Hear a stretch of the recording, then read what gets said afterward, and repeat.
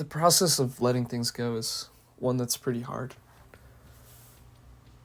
It's one that requires like a lot of balancing, but also at the same time, a lot of respect in a way. To really understand, we gotta look at where. To really understand, we gotta look at our vulnerabilities. We gotta look at why we open up in the first place. Because that process of opening up is something that's pretty challenging to grasp at first. Because it leaves room for pain, for hurtfulness, for fear, for anxiety. It leaves tons of room for all these terrible emotions, but at the same time, it's opening that door, opening that window is what allows you to feel the good ones. Joy, love, happiness. It's almost a prerequisite, a requirement into really experiencing all this big, grand ranges of emotions. And it's understandable why some people don't even allow themselves to absorb and let those emotions process. I get it. It's a lot easier to just close off from everything and not have to feel any of the downs. Well, I feel like you're missing out a big part in what's important in life. Is to experience it all, take it all in, almost embrace it in a way. Ironically, it's also pretty challenging to live closed off all the time. Because you never really get to discover who you are, what your feelings are exactly. It will always be a shadow, some kind of thing of obscurity in the back of your mind that you'll never get the answer to. But in a lot of ways, those feelings are justified for some people. Sometimes that fear of hurt, rejection, loss is so much to bear that they won't even let it come across again. Certain things in life will really challenge that. Certain people. I guess not certain people, to everybody. And it's okay. It's okay for doing that a little bit. But I don't think it should be anything to linger upon. Not something to dwell in, to live in. Because then that's not really living in the first place. So then you're probably wondering what this has to do with letting go. And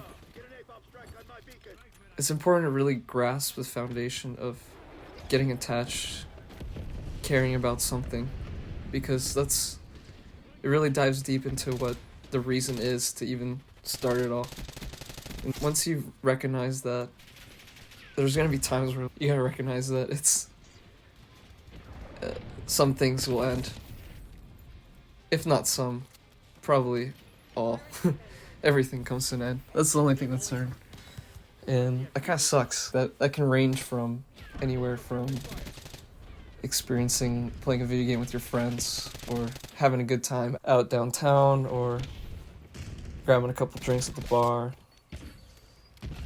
or really enjoying some kind of hobby that you do. At some point it all ends.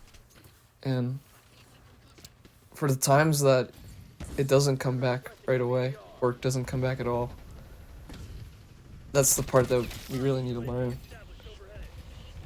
is to accept and acknowledge the good parts of it, the things that were most exciting, whether that be like you in high school just doing dumb shit, I don't know, hopping into a shopping cart and going down a hill, or skateboarding down a pretty steep inclined hill that is not in any parameters of skill that you have. Looking back, they're sad and beautiful at the same time, which is the crazy part. Like, how can it be both at the same time?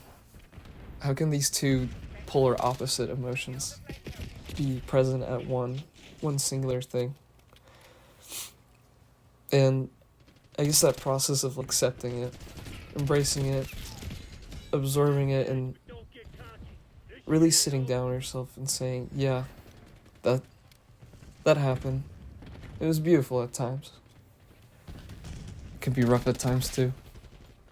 Or I learned a pretty rough lesson, or I experienced something that changed my perspective completely. Part of the step of letting go is just accepting that it happened and moving forward with the outcomes of that.